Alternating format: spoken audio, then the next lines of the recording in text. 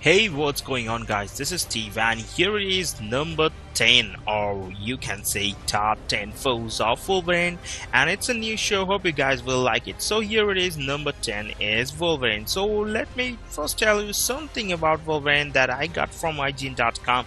Is a hero is only as good as their villains. Maybe that's why people love Wolverine so much. This X-Man has more villains than the rest of his teammates combined, and though he would be just as happy to kick back and have a brew, Wolverine can barely catch a moment's rest before another villain is crashing through the window and crying out for his blood. So we can get number 10 as Stryker. We have seen already in X-Men Origins Wolverine movie. This is delves far deeper into the history between Stryker and Wolverine. So the trailers already did a lot of job for this movie at the time, and the movie is really great. So let's move on to the next number of foes. So it's number 9, Cyber. But the only thing Wolverine's unbreakable adamantium claws can't slice through is more unbreakable adamantium, so it should come as no surprise that Cyber, a man whose entire body is coated with that metal, has proven one of Logan's most dangerous foes. So Cyber is even older than Wolverine and served as the young mutant's drill instructor during World War I. Cyber proved a brutal mentor, and his mistreatment of Logan spawned a deep-seated fear that remained for many decades afterward. Wolverine has squared off with Cyber many times since then, thanks to Cyber's adamantium hide and his poison tipped fingernails. Wolverine has been lucky to walk away intact each time, though Cyber was seemingly left for dead by Wolverine and his son. This crafty villain has proven time and again he is capable of cheating death. Number 8, Omega Red.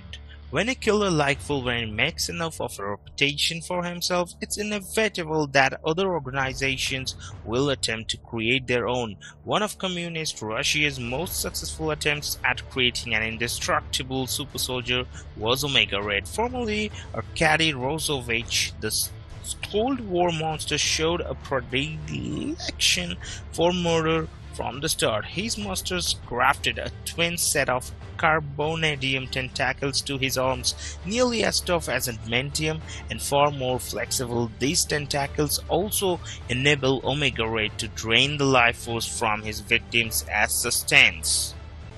Number 7. This is everyone's hero, the Hulk. You either have to be incredibly dumb or extremely confident in your abilities to take on someone as powerful as the Hulk. We suspect Wolverine is a little of both. Why else would he keep crawling back for more punishment from one of the strongest creatures on the planet? Wolverine's first appearance in any medium was in the pages of Incredible Hulk issue number 181, where he unleashed his berserker rage against both Hulk and the Wendigo. This fight was but a test of things to come, as the feud between the two has only grew more heated over the years. We still feel sympathetic pains for poor Wolverine after seeing him get ripped in half in Ultimate Wolverine vs. Hulk issue number 1.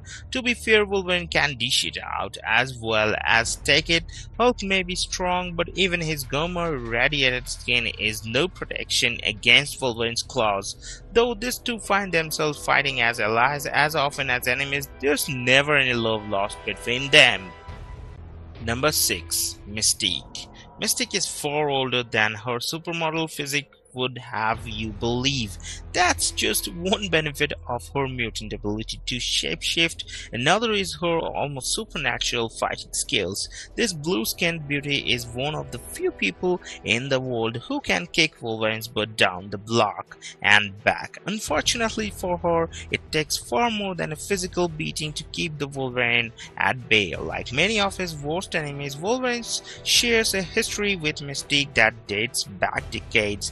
The two first met during the Roaring '20s when Mystique was little more than a traveling grifter. She continued her wily tricks to the present, though the X-Men often bore the brunt of her malice. Fed up with her tricks, Wolverine stalked Mystique to the deserts of Afghanistan and dealt her a final mortal blow. Number 5, Magneto. Wolverine is feared by even the most powerful of villains thanks to the unbreakable metal covering his bones as well as his patented berserker rages. Magneto, the self-proclaimed master of magnetism, has little to fear from any metal alloy, but the latter quality has proved quite the hassle over the years. As we have seen in the numerous cinematic encounters, Magneto's powers grant him a particular advantage over Wolverine. With a flick of his wrist, Magneto gains total control over Wolverine's body. In the comics, Magneto used this advantage to its fullest, stripping the metal from Wolverine's bones and nearly killing him.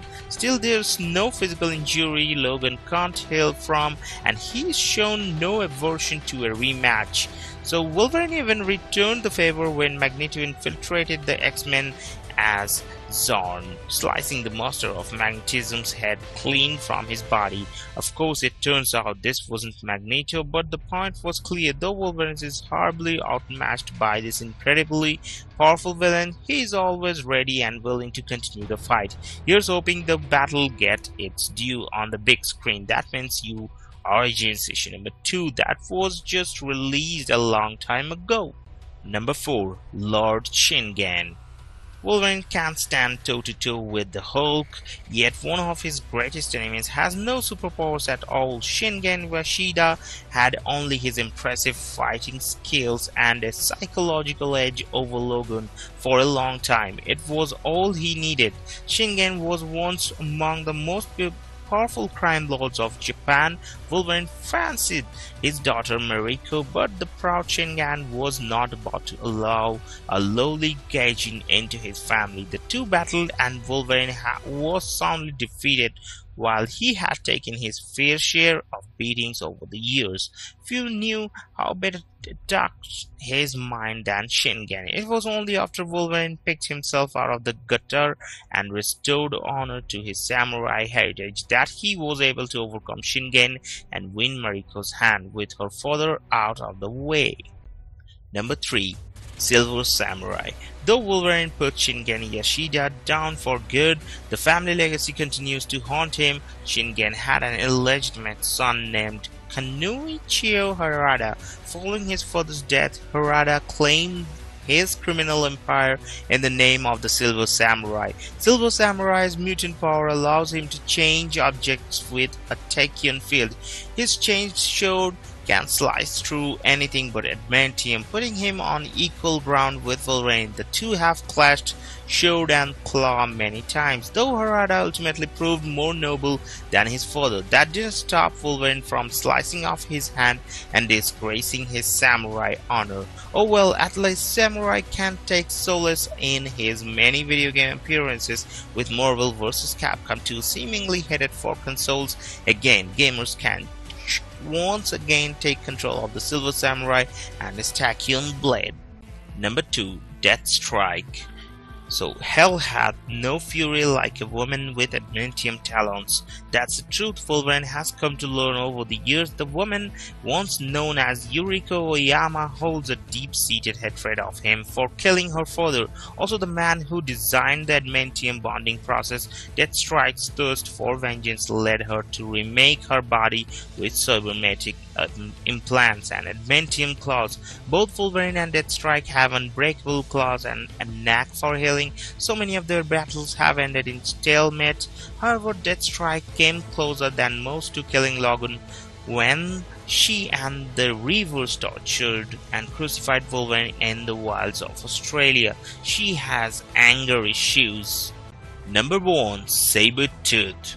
So what we get here is who else but Sabretooth could rank as Wolverine's number 1 villain.